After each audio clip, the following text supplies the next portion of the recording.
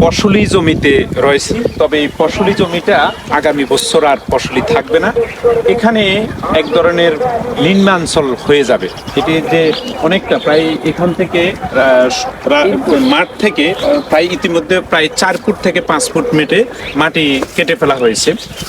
আমি যেখানে দাঁড়িয়ে রয়েছে এটি লক্ষ্মীপুর সদর উপজেলার তেয়ারীগঞ্জ ইউনিয়ন। বর্তমানে লক্ষ্মীপুর সদর উপজেলা এবং লক্ষ্মীপুর সদর উপজেলার ভবানীগঞ্জ ও তেয়ারীগঞ্জ ইউনিয়নকে একসময় বলা হতো শস্য জোন, বা এখানে শস্য উৎপাদনের জন্য একটা বড় অঞ্চল ছিল।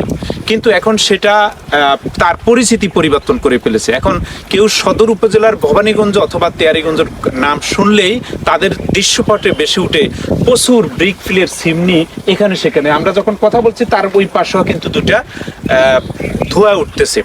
এখন এই অঞ্চলটির পুরো পরিস্থিতি পরিবর্তন হয়ে গেছে। তো ইট বাটা হোক, আমরা এটা চাই দেশের শিল্প সমৃদ্ধ হোক, সেটা আমাদের কাম্য। কিন্তু এই অঞ্চলে যদি আপনি আসেন তাহলে আপনার এই মুহূর্তে আপনি বিবেকবান হলে কখনো সহ্য করতে পারবেন না।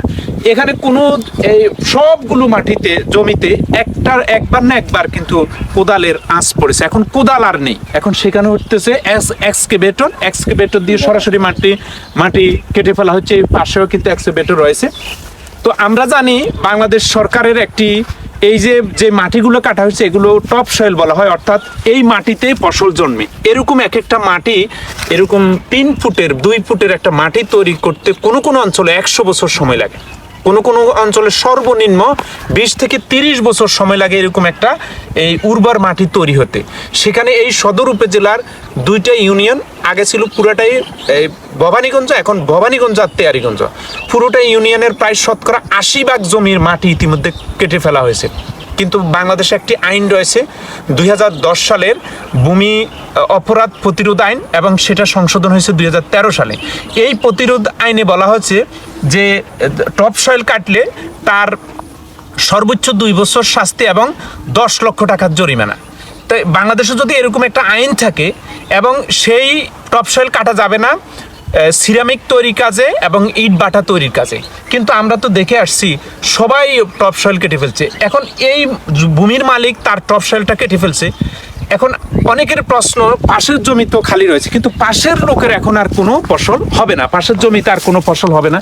এর কারণ যখন বর্ষা মৌসুম শুরু হবে, বর্ষা মৌসুমে এই লোক যদি জমিতে তার ধান বপন করে, সকল পানি সার ওষুধ এখানে চলে আসবে, ওনার আর কোনো জমিতে চাষাবাদ হবে না।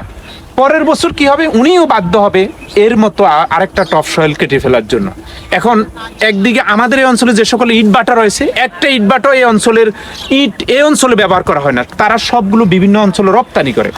আমরা ইট বাটার বিরুদ্ধে না, কিন্তু কিভাবে কোন পদ্ধতিতে কোন আইনে এতগুলো ব্রিক ফিল একটা অঞ্চলে ফসলি এলাকার ভিতরে দিয়ে আসছে সেটা আমাদের বোধগম্য না। এটার এখনই আসলে ইনিশিয়েটিভ নেওয়া উচিত। এইভাবে মানে বিবেকহীনভাবে এতগুলো মাটি, এই ফসলের জমি, এগুলো একটাও আমি জমির মালিক না, আমরা কেউ না, কিন্তু আসলে আমাদের ভবিষ্যৎ প্রজন্ম, এই যে বাংলাদেশে 20 কোটি মানুষ রয়েছে, আমাদের ভূমি কমে যাচ্ছে, সেই যেই পরিমাণ ভূমি রয়েছে সেগুলোকে এখন এইভাবে টপ সয়েল কেটে ফেলেছে, ভূমিগুলো বিনষ্ট করে ফেলেছে। এগুলো ভবিষ্যতে কি হবে? এখান থেকে 4-5 ফুট চলে যাওয়ার পরে জমিটাই পুরো অকেজ, এখানে পুকুরও হবে না, জমিও থাকবে না, কিছুই হবে না। তাইলে আমরা কেন বিবেকহীনভাবে, সরকার কেন আইন করে রেখেছে কিন্তু কেন আইনের প্রতিকার আমরা জনগণ পায় না, এবং কেন আইনের গতিতে বাধা হয় না, সেটাই এখন আমাদের বোধগম্য নয়। আমরা সেই বিষয়টি সবার নজরে দিয়ে এবং সবার বিবেকের কাছে দিয়ে বিদায় নিচ্ছি। আল্লাহ হাফেজ।